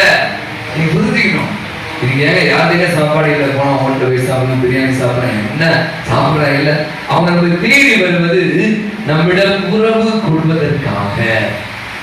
உணவை விட உறவு மேன்மையானது சொல்றாங்க. அப்ப இந்த உணவும் உறவும் ஒன்றோடு ஒன்று தொடர்புடையது. அப்படின்னு நினைக்கிற மாத்தாவுடைய செயல் ஒரு பக்கம் நமக்கு கேள்விக்குறியாக சொல்ல பரபரப்பா இருக்கிற தேவையான ஒன்று வரப்பயன். ஆனா மாத்தாவை போல நீங்களும் நானும் கூட இருக்கணும். இதுதான் இன்னைக்கு முக்கியம். நான் பயமா சொல்றேன், சரிங்க. நீங்க நிறைய பேருக்கு பண காசு இருக்கு, வசதி வாய்ப்பு இருக்கு, இல்ல பணத்தை தன்னை வச்சிருப்பீங்க. நான் தெரியுமாதான் 4 பேர் நீங்களும் சத்தியமா தூக்கி போகணும். அதை கூட நீங்க சம்பாதிக்காத மனிதர்கள் நம்மளிடம் வாழ்ந்து கொண்டிருக்கிறோம். பணத்தாளர்களால் ஒன்றும் ஆக இன்னைக்கு உறவை பேரது மாற்றவர்கள் இயேசுவை கொண்டு அந்த அன்புடைய வெளிப்பாடுதான் அவள் பரபரப்பாகி போனார். நீங்க வெறுமனே அது மட்டும் இருந்தா போதுமா அப்படின்னு நான் யோசிப்பாங்க. இன்னைக்கு மரியாதை போல கூட நாம இருக்கணும். இப்ப நான் சொன்ன மாதிரி வருகிறவங்க வந்து சாப்பிட வராங்களா பேசுனேங்க. அவன் அங்க இருந்து கன்னியாகுமரில இருந்து அல்லது தூத்துக்குடியில இருந்து திருநெல்வேலியில இருந்து வரான். நீங்க வந்தாலும் உள்ள போயிடுங்க, அந்த சாப்பாடு செய்ய போயிடுங்க. வந்து கிடைக்க நம்ம உட்காந்து டிவி ஆன் பண்ணிட்டு நான் டிவி பார்த்து சொல்றேன். அவன் டிவி பார்த்துட்டு அங்கிருந்து வரான், உங்களோட பேச வந்துருக்காங்க. எப்படி இருக்கீங்க, நல்லா விசாரிப்பது சொல்றான். நல்லா விசாரிப்பது நல்லா இருக்காங்க, தாத்தா நல்லா இருக்காரு, மழை பெஞ்சுதான், எப்படி போயிட்டு இருக்கு, பசங்க நல்லா இருக்கான். இந்த மாதிரி ஒரு 10 நிமிஷம் பேசிப்பாங்க. அது இருக்கிற ஒரு சந்தோஷம். அதுக்கப்புறமா நீங்க தண்ணி குடிச்சு டீ குடிச்சு அதுக்கப்புறம் என்ன சாப்பிடலாம், என்ன செய்யணும் வேணுமா. இதுதான் 2வது விஷயம். நான் நினைக்கிறேன் நம்மள்ட்ட 2மே இல்லை. முதல் பகுதியில 2வது நம்ம உலகம் அப்படியாக மாறிவிட்டு நம்ம நவீன உலகத்தினுடைய மனிதர்களாக மாறி போகுது. இங்க நாம கற்றுக்கொள்ள வேண்டிய முதல் விஷயம் என்ன சொல்ற, தேவையானது ஒன்று. எது தேவையானது நம்ம யோசிப்பாங்க. யார் வந்திருக்கிறார்? இயேசு வந்திருக்கிறார். அப்ப இயேசு வந்திருக்கிறார் என்பதை மரியா உணர்ந்து கொண்டார். நமக்கு 2 பேருமே முக்கியம் தான். யார் வந்திருக்கிறார்? இயேசு வந்திருக்கிறார். அவர் யாரு? அவர் போனாலே எவ்வளவு பேய் பிசாசுகள் நோய் நொடிகள் எல்லாம் ஓடுது. அவர் இறைமகன் என்று பேய்கள் கத்தின அவரை பார்ப்பதற்கு அவன் கூட்டமா மக்கள் அழைத்து கொண்டிருக்கிற வேளையில அவர் மாத்தா மரியா லாசருடைய வீட்டுக்கு வந்திருக்கிறார். இதெல்லாம் உள்ள போயிட்டாங்க. யாரு? மாத்தா போய் சமையல சந்தோஷம். ஆனா வந்திருக்கிற இயேசுவை கண்டுகொள்ளவே இல்லை. அவர்தான் சொல்றான், மரியா அவருடைய காரணியில் அமர்ந்தான். இன்னைக்கு நாம யோசிப்பாங்க, தேவையானது ஒன்று. கடவுளை நாட்டம், கடவுளைய தேடுவது அவங்கதான் முக்கியம். எது முக்கியமான நிறைய விஷயங்கள் சுத்தி இருக்கு. நிறைய விஷயம் தேவையில்லாத விஷயங்கள்லாம் இன்னைக்கு நம்ம மூக்க நுழைச்சி இன்னைக்கு நிறைய பேர் எவ்வளவு பாடுகளை, தேவையில்லாத பிரச்சனைகளை, தூக்கத்தை துளைத்து வாழ்வை இழந்து போய் கொண்டிருக்க மனிதர்கள் எல்லாம் நீங்கள் நான் பார்த்துக்கிறேன். தேவையானது ஒன்று. எது தேவை? சரியானதை தெரிந்து கொண்டா சொல்ற நல்ல பங்கை தெரிந்து கொண்டா கடவுளுடைய தேவையான ஒரு கடவுளை மையப்படுத்தியவான். இரண்டாவது வேதத்தில் அவருடைய பாதத்தில் அமர்கிறான். நீங்க நிறைய பேருக்கு வகையா முடிந்தே இருக்கும். வேலை காலில் இருந்து சில பேர் சும்மா ஒரே பிசி கொஞ்சம் உட்காருங்க. நீங்க சும்மா உட்காந்து சாப்பிடுங்க. பிள்ளைங்களோட அப்பா அம்மா பிள்ளைங்களோட சேர்ந்து சாப்பிடுங்க. உங்களோட வீடியோ பார்த்தேன், எனக்கு கடுப்பாயிடுச்சு.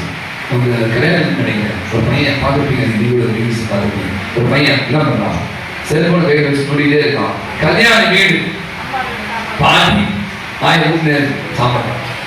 அவனுக்கு வந்து தெரியல, அது பெரிய நோய் இல்லை. சில பேர் சாப்பிடுறத கூட சாப்பிட சாப்பாடு உடம்புல ஒட்டுமா சைக்கோமா மாறிடுவாங்க. சைக்கோ சில பேருக்கு என்ன பண்ணி பூனை வச்சுக்கிட்டே சாப்பிடுவான்.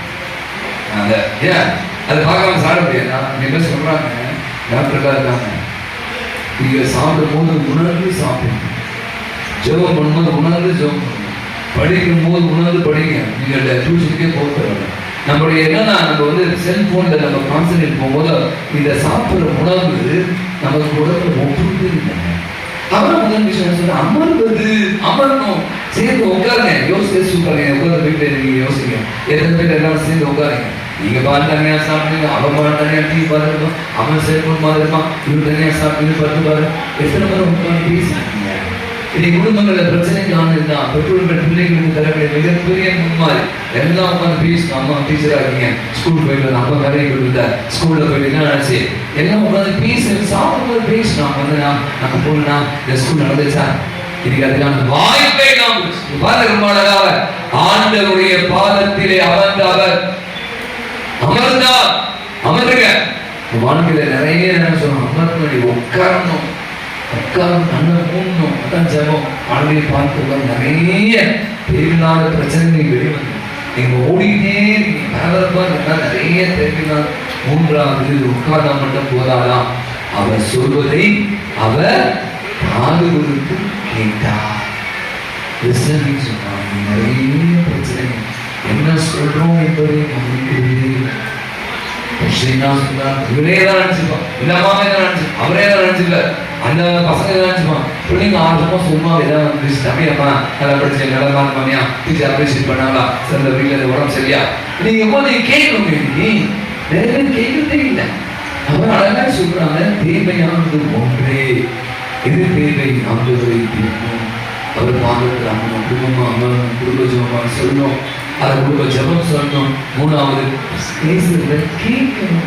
நீங்க பல நேரங்கள்ல பல நேரங்களுடைய மாநில எல்லாம் இல்லாம அவர் ரொம்ப நல்லா சொல்லலாம், அவர் நல்ல பங்கை தேர்ந்து கொண்டார். நம்முடைய மாநில வரலாம். நம்ம சொன்ன ஒருவர்கள் நம்மளுடைய சோட்டுக்காக வரல, நம்ம யாரும் சாப்பாடு இல்லாம நம்மை தீவி வருகிறார்கள். உட்காருங்க, அவங்கள உட்காருங்க, அவங்களுக்கு முக்கியத்துவம் கொடுங்க.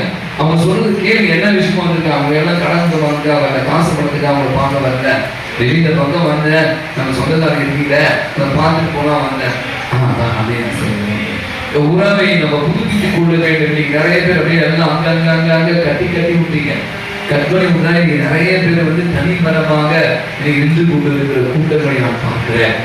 பைசா பணம் கொண்டு இருந்தா போதாதுங்க, இன்னைக்கு உறவுகள் நிச்சயமாக அதனால உணவு உறவு இது ஒன்றோடு ஒன்று கலந்து இயேசு தான் சொல்றோம். அப்படி இந்த ஆசீர்வாதத்தை நாம் இன்னைக்கு பெற்றுக்கொள்ளணும் அப்படின்னா இது கூட நாம என்ன இருக்குது நம்ம முடியல, நான் தண்ணி கொடுங்க, இன்முகத்தோடு கொடுங்க, உட்காந்து பேசுங்க போதும். அதுவே போதும். உறவுகளை வந்து புதுப்பித்துக் கொள்வதற்கு வந்தவங்களை கண்டிக்கவே இப்படி யாரும் வரணும். நீங்க கொடுக்குற விஞ்ஞானிக்காக யாரும் வரல, மாறாக அந்த உறவுக்காக தான் நம்ம சொந்தக்காரங்க நம்ம தேடி வரும் போது அவர்களுக்கான முன்னுரிமை, அவர்களுக்கான மரியாதை முக்கியத்துவத்தை கொடுக்க ஆரம்பிங்க. நான் சொல்லுவேன், ஒரு ஆசீர்வாதம் பல மடங்கு அப்படின்னு ஆண்டவர் சொல்வார். தேவையற்ற விஷயங்கள்ல பற்பல காரியங்கள்ல நம்ம மனதை செலுத்த எது தேவையானது. இந்த உலகம் நமக்கு எவ்வளோ விஷயம் கற்றுக் கொடுக்குது, நல்லவே வேண்டாம். சரியான பாதை நீங்க போனா சரியானதை தேர்ந்தெடுத்து கொண்டு உறவோடு வாழக்கூடிய உள்ளங்களா, உபசரிக்கக்கூடிய மனம் கொண்டவர்களா வாழ அறிவிக்கிறோம். நாம் எழுது அது விசுவாசத்தை பயன்படுத்துகிறோம்.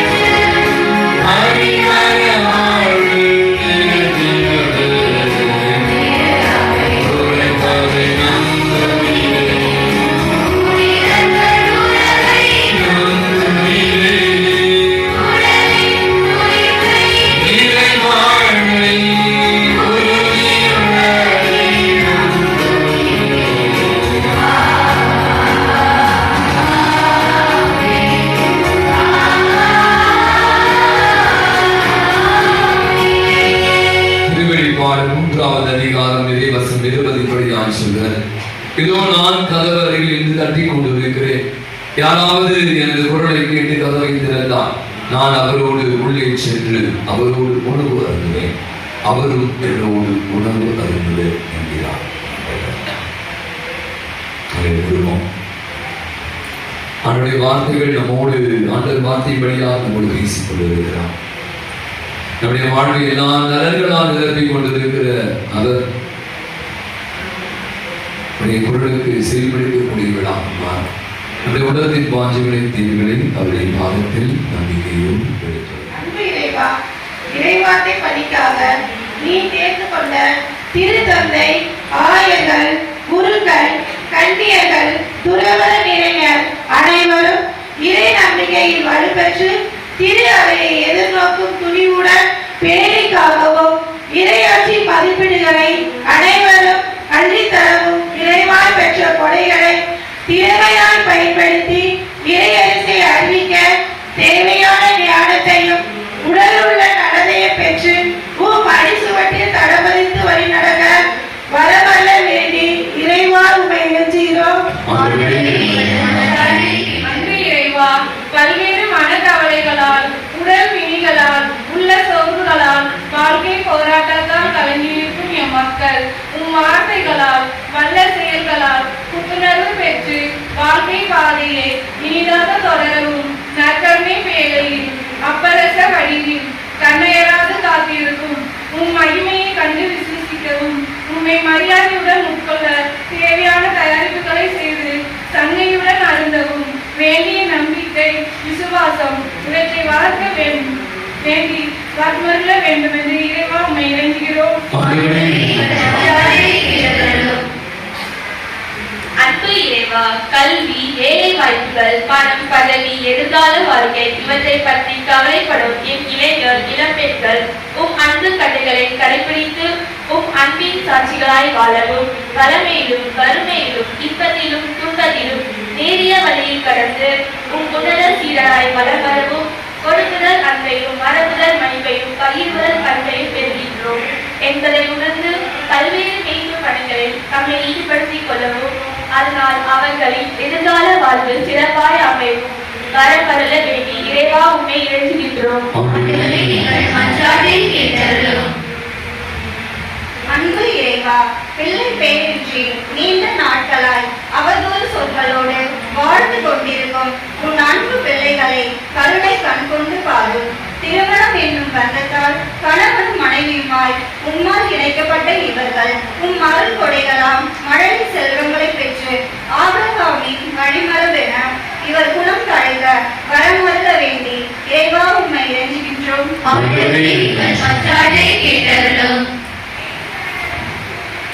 அன்பு இறைவா, இந்நன்னாளை சிறப்பிக்கும் தூய யாகப்பர் அன்பிய மக்களாம் நாங்கள் அன்பு கலந்த அன்பிய மக்களாய் அனைவரும் இணைந்து வாழவும், எங்களிடையே வாழும் ஏழைகள், அனாதைகள், கைவிடப்பட்டோர், நோயில் வாடுவோர், வறுமையில் உழல்வோர் ஆகியோருக்கு ஆறுதலாய் இருந்து எங்களால் இயன்ற உதவிகளை செய்யவும், பங்கு தந்தையோடு ஒரே சமூகமாய் கரம் கோர்த்து வழிநடக்கவும், என் ஞான மீட்பர்களுக்கு எம்மாலான உடல் உள்ள உழைப்புகளை தரவும், நடைபெறவிருக்கும் அன்பிய ஆண்டு விழாவினை சீரும் சிறப்புமாய் செய்து முடிக்கவும் வரமருள வேண்டி இறைவா உம்மை இறைஞ்சுகின்றோம்.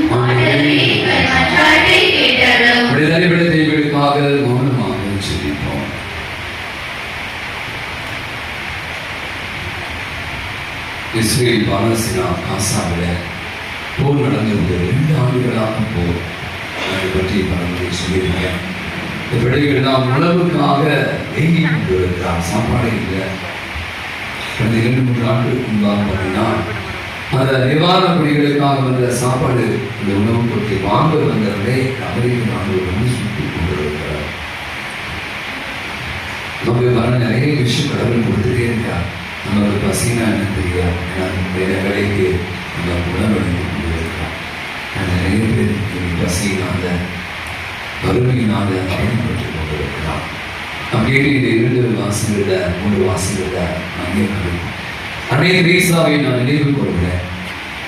அப்படியே பணிமானுடைய மிகப்பெரிய வலிமை என்ன அப்படின்னா அந்த 1 மணி நேரம் நற்கருணை நாதம் வாங்க சொல்லிவிட்டது என்று சொல்வார். ஆனால் அதோடு மட்டும் அன்னை தெரேசா தன் வாழ்வை முடித்து போயிருந்தால் நீங்களும் நானும் இந்த அன்னை தெரேசா பற்றி பேசியிருக்க மாட்டோம். அப்படி நடமாட புனிதையாக நீங்கள் நாம் யோசித்திருக்க மாட்டோம். அந்த செல்வம் அவரை செயலுக்கு சென்றது. தொழுநோயாளிகள், அனாதைகள், கைவிடப்பட்டவர்கள், இறக்கும் தருவாய் உள்ள அத்தனை பேருக்கும் இயேசுவை பேணுகிறேன் என்று சொல்லி தாகத்தோடு பணியாற்றிய சேவை செய்யலாம். அன்னை தெரேசா மிக சிறந்த ஒரு மாதிரியாக இருக்கிறார். அப்படின்னு நான் சொல்றேன். செல்வம் வாழ்வு. இன்னைக்கு நம்ம நிறைய நிலைகள்ல ஒன்று எடுத்துட்டு இன்னொன்று நிறைய பேர் பதிலாக கோயில் அழைப்பாங்க. ஜபம் சொல்றோம். ஆனா செயல்ல ஒண்ணுமே இருக்கா. சில பேர் கோயிலே வராங்க. எதைக்கு சும்மா கோயிலே வேலையை செய்ய சோசியல் ஒர்க் பண்ணுங்க, நிறைய பேருக்கு ஹெல்ப் பண்ணுங்க, அது மட்டும் தான் கடவுள் சொல்லுவோம். இல்லை, 2 தண்டவாளம் மாதிரி தான் இருக்கலாம். ஒரு தண்டவாளம் சரியில்லைன்னா செய்ய வண்டி கீழே வந்துடும். செல்வமும் இறை நம்பிக்கையும் செயலும் வாழ்வும் ஒன்றோடு ஒன்று தொடர்பு. அதை நான் நினைக்கிறேன். நம்மளையா அதாவது நாம் 2 சிந்தித்து கொடுக்கல. நாம கூட இதில் ஊன்றி போகணும். இதெல்லாம் மிக சிறந்து நான் சொல்றேன். மனசா அது ஒன்றுமே கடவுளுடைய அதிகமாக நம்பிக்கை கொண்டவர்கள் நிச்சயமாய் அடுத்தவர்களுக்கு உதவி செய்வார்கள். இன்னும் நான் எப்படியாக கல்வி வந்தது அருமையான நல்ல நாளுக்காய் நன்றி. இதோ எங்களோடு நீ கொடுத்து கொண்டிருக்கக்கூடிய அளவில்லாத கருணைக்காக இரக்கத்திற்காக நன்றி செலுத்துகிறோம். எத்தனை ஆசீர்வாதங்களால் எங்களுடைய குடும்பங்களை நடத்தி கொண்டிருக்கிறேன். பெற்றுக்கொண்டதை நாம் எங்களுக்கு மட்டும் வைத்துக் கொள்ளாமல் இந்த பிரான்சிஸ் அசிசியா சொல்வது போல பெறுவதில் அல்ல கொடுப்பதில் தான் இன்பம் இருக்கிறது என்று சொல்வதை நாங்கள் வாழ்வாம் எங்களை அருள் புரிகிறார். எங்கள் ஆண்டவராகிய கிறிஸ்து வழியாய் இறைஞ்சும் என்று ஆடுகிறோம். Thank you.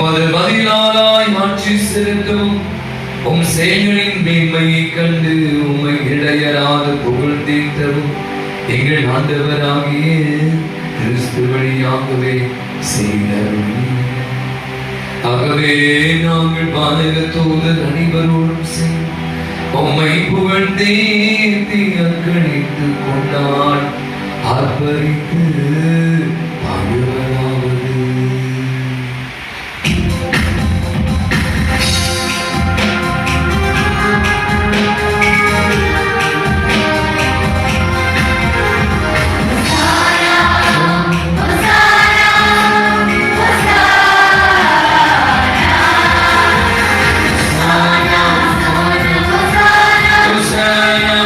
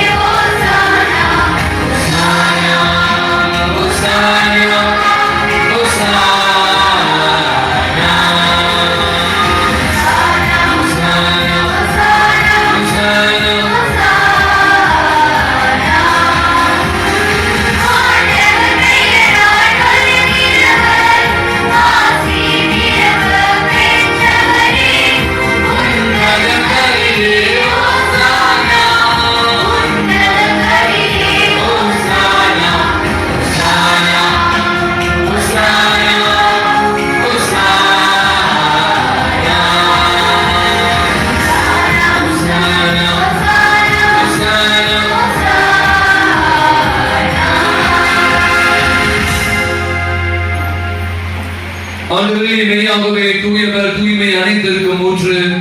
அப்படி ஆவியை பொழுதே காணிக்கைகள் அனைத்தையும் தூய்மைப்படுத்தவை காண்மையாய் வேண்டுகிறோம். இவ்வாறுகள் ஆண்டவர் இயேசு கிறிஸ்துவின் உடலும் இரத்தமுமாக இவைகளுக்கு மாறுபடமாக. அவர் பாடுபட உடம் கணிந்து தம்மை கையளித்த போது அப்பத்தை எடுக்கமாக நன்றி செலுத்தி வாழ்த்துரைத்து அதை விட்டு தம்முடைய சீடர்கள் அனைவருக்கும் அழைத்தவருக்குரியதாவது, அனைவரும் இதிலிருந்து பெற்றுங்கள், இளைஞர்களுக்காக கையளிக்கப்படும் ஏன் உடல்.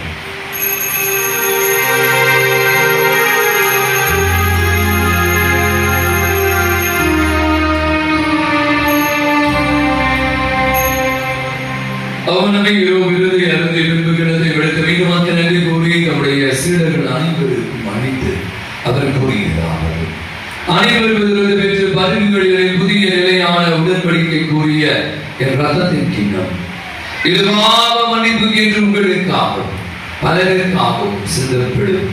இதை என் நினைவாக செய்யுங்கள்.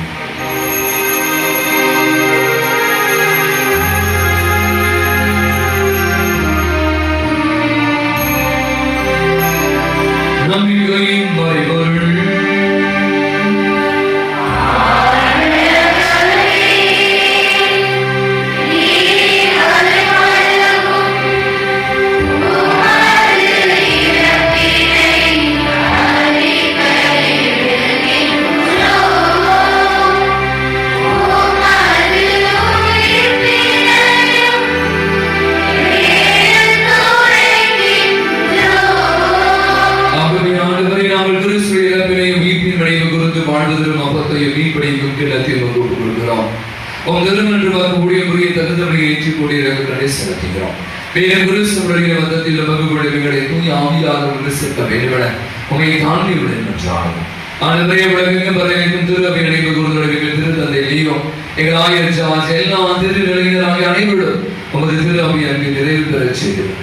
புதிய நாளுக்காய் நாம் ஆண்டவருக்கு நன்றி செலுவோம். இந்த நாளை காணக்கூடிய ஒரு வாய்ப்பை ஆண்டவர் நாம் அனைவருக்கு உருவாக்கி கொடுத்திருக்கிறார்.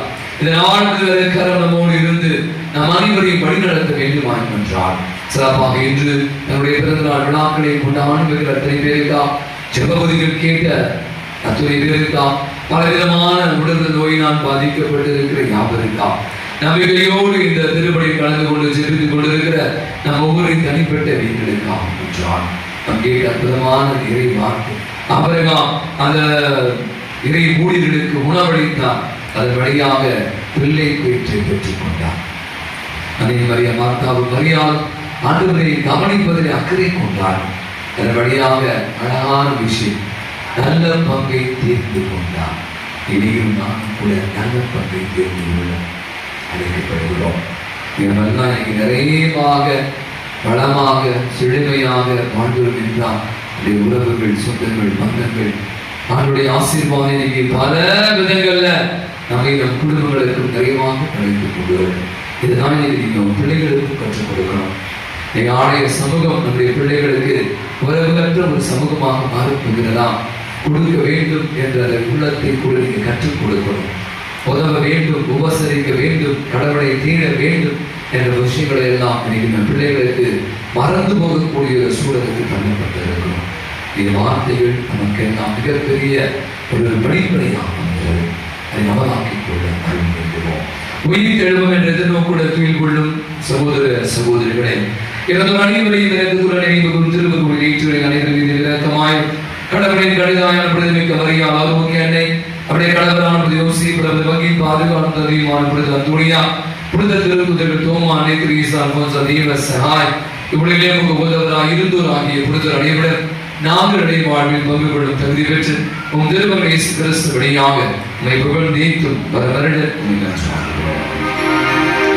இவர் வழியாக இவரோடு இவரில் எல்லாம் வல்ல இறைவனாகிய தந்தை தூயாவியானவரின் ஒன்றியர் எல்லா புகழும் ஆட்சியும் உரியதே.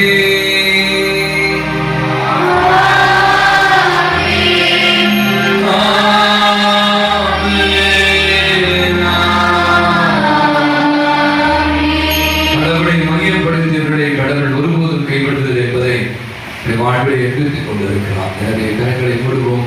கரங்களை குவிப்போம், கரங்களை மூடுவோம். ஆண்டவரோடு இணைந்த நிலையில் இயேசு கற்பித்த ஜெபத்தை ஜெபிப்போம். எங்கள் தந்தையே,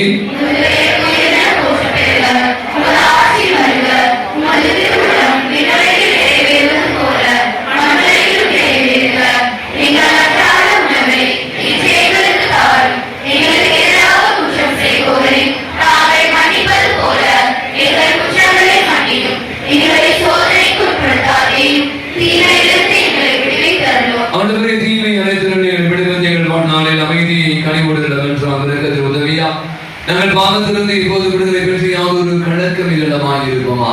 நாங்கள் எதிர்நோக்கி இருக்கிற பேரின்பத்திற்காக மீட்பராக இயேசு கிறிஸ்துவை வருகைக்காக காத்திருக்கின்றோம்.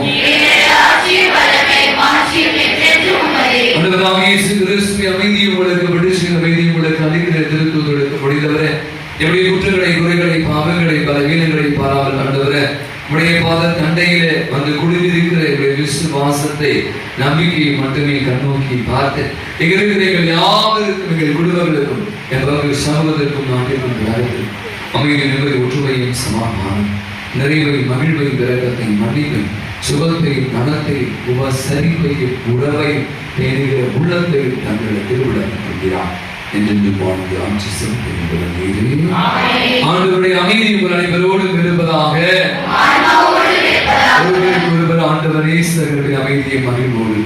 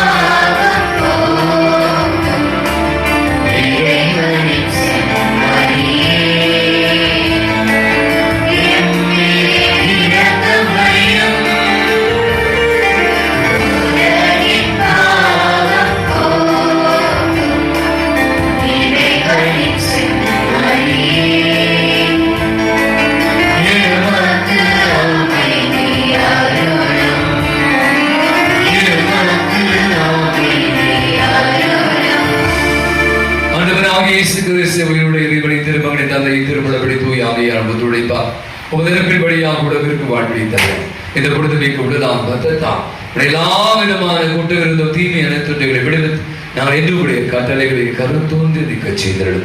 நாங்கள் ஒருபோதும் உம்மை விட்டு பிரியவில்லை.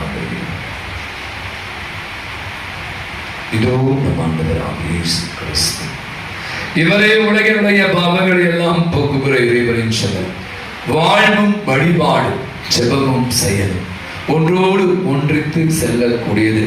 நாமும் கூட இறைவனும் உறவும், இறைவனும் உறவும் உபசரிப்பும் என்ற அற்புதமான சிந்தனைகளை நமதாக்கி கொண்டு வாழ்வாக்க இயேசு தன்னை விருந்தாய் படைக்கிறார்.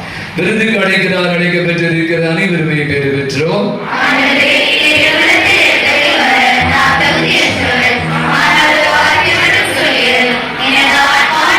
கிறிஸ்துவின் திருவுடலும் திருத்தம் நம் அனைவரையும் காத்து நமக்கு நிலை வாழ்வை அளிப்பதாக.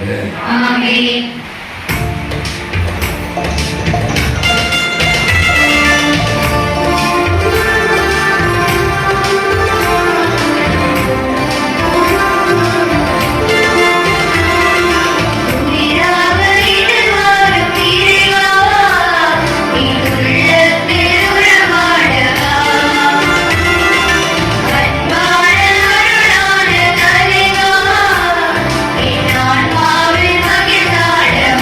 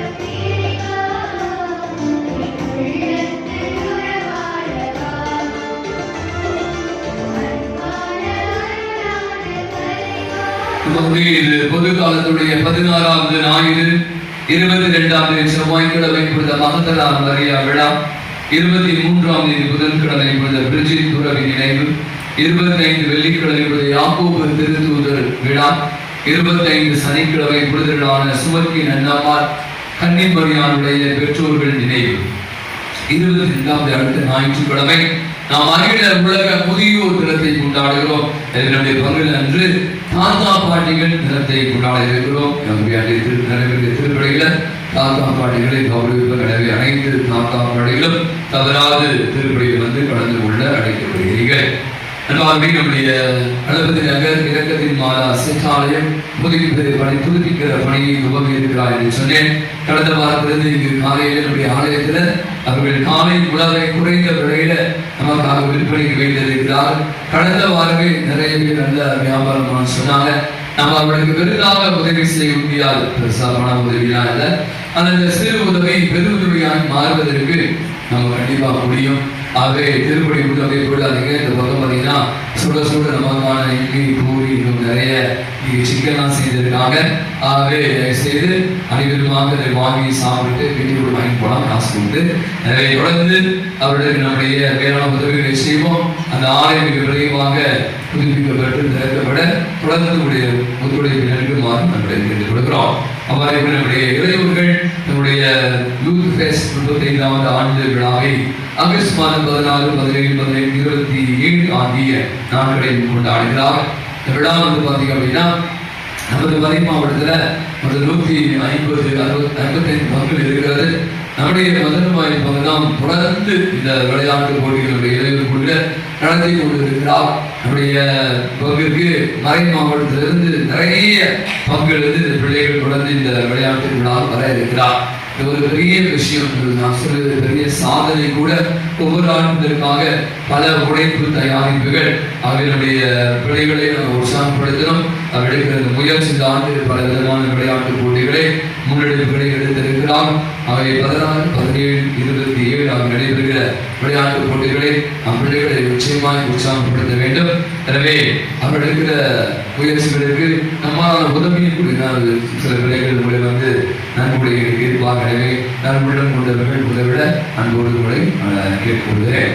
கூட இன்று மதியம் 3 மணிக்கு ஜெனரல் ஆக்கணி சூர்யா பிரகாசமான சூர்யா வானவ சேவையில் கூடிய கூட்டமாக நடைபெறும். எனவே உறுப்பினர்கள் தவறாமல் கலந்து கொள்ளுமாறு கேட்டுக்கொள்ளப்படுகிறீர்கள். அவ்வேளைகளை சந்தித்துக் கொண்டிருக்கிறோம். திங்கட்கிழமை 21ஆம் தேதி ராணி மரியா பிரான்சிஸ் சவேரியா அன்பிய குடும்பங்கள், 23ஆம் புதன்கிழமை பொழுது நிக்கேல் அன்பியம், 24ஆம் தேதி வியாழக்கிழமை பொழுது ஜான் பால் அன்பியம், 25ஆம் தேதி வெள்ளிக்கிழமை நோயலா இன்னாசர் அன்பிய குடும்பங்கள் சந்திக்கப்படும். மாலை 5:30 மணிலிருந்து 8:30 மணி வரை வீடுகள் சந்திக்கப்படும். என்னுடைய வழிபாடு மிக அர்த்தமுள்ள விதத்தில் நமக்கு அமைதி கொடுத்து ஜெபிக்க உதவிய அன்பிய குடும்பங்களுக்கு ஒரு பலத்த ஒரு கருப்படி கொடுத்து அவர்களுக்கு நம்முடைய பாராட்டுகளையும் வாழ்த்துக்களையும் தெரிவித்துக் கொள்வோம். அடுத்த வார திருப்படி இப்பொழுது அல்போன்சம்மாள் அன்பினர் சிறப்பிப்பார்கள். யாக்கோபை பற்றிய செபதேயுவின் மகனான புனித யாக்கோபு, யாகப்பர், பெரிய யாகப்பர், சந்தி யாகப்பர் எனவும் அழைக்கப்படுகிறார். இவர் புனித அன்னப்பருடைய சகோதரரும் ஆவார். இயேசு இவ்விருவரையும் அழைத்த உடனே அவர்கள் மீன்பிடி தொழிலை விட்டுவிட்டு இயேசுவை பின்தொடர்ந்தார்கள். புனித யாகப்பரும் அருளப்பரும் திருச்சபையில் மகா ஊக்கத்துடன் உழைத்ததினால் இடியின் மக்கள் என்று இயேசுவால் அழைக்கப்பட்டார்கள். இயேசு தன் 12 சீடர்களின் மீதும் அன்பு கொண்டிருந்தாலும் புனித யாகப்பர் மீது அதிக பாசம் கொண்டிருந்தார்.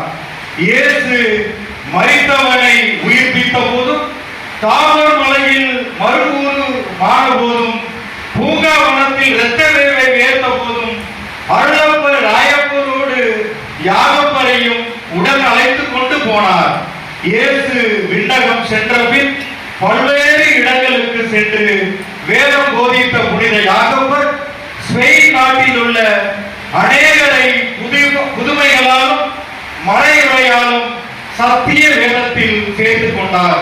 அங்குள்ள எவரோ நதிக்கரையில் உள்ள தூணில் தோன்றிய அன்னை மரியா தமது பெயரால் அவ்விடத்தில் ஒரு தேவாலயம் கட்டும்படி கூறவே அவர் ஒரு அழகிய ஆலயத்தை எழுப்பினார்.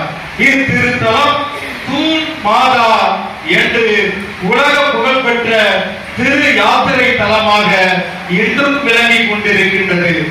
ஸ்பானிய நாட்டிற்கு வந்த கொள்ளை படைகளை வெள்ளை குதிரையில் வந்த புனித யாகப்பர் போரிடுகையில் அவரின் வாள் பிற மத படை தளபதியின் தலைமையில் நிற்க உடனே தளபதி புனித யாகப்பரிடம் சரணடைந்து இனிமேல் தான் மீண்டும் இஸ்பானிய மக்களுடன் போரில் ஈடுபட போவதில்லை என்றும் இந்நாளை சமாதானம் மற்றும் வெற்றியை முன்னிட்டு தன் இன மக்களுடன் ஆண்டுதோறும் கொண்டாடுவதாகவும் வாக்குறுதி அளித்தான். அன்றிலிருந்து எங்கெல்லாம் புனித யாகப்பர் ஆலயம் இருக்கின்றதோ அங்குள்ள இஸ்லாமியர்களும் சமாதானம் முன்னிட்டு புனித யாகப்பருக்கு விழா எடுப்பதை வழக்கமாக்கி கொண்டுள்ளனர்.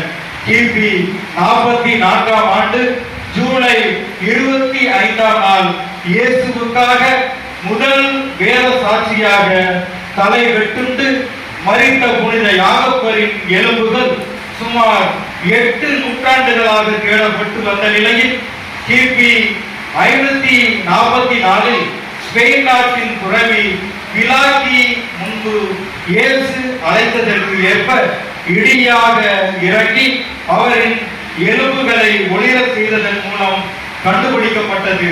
இதை கேள்விப்பட்ட அந்நாட்டின் அரசர் 2ஆம் அல்போன்சா மகிழ்ச்சியோடு அவரை வணங்கி அவரை ஸ்பெயின் நாட்டின் பாதுகாவலராக அறிவித்தார்.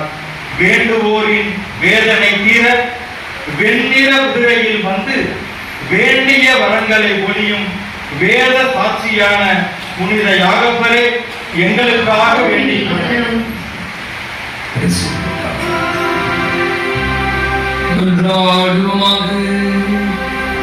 ஆண்டவரை விண்ணகமறை நிகழ்வுகளால் நீர் நிறைவு செய்த மக்களுடன் கனிவாய் தங்கியிருக்கோமை விரும்புகிறோம். பழைய நிலையிலிருந்து வாழ்வின் புதிய நிலைக்கு நாங்கள் கடந்து செல்ல செய்வீராக. எங்கள் ஆண்டவராகிய கிறிஸ்து வழியாகவே உம்மை மன்றாடுகிறோம். ஆண்டவரோடு இருப்பாராக.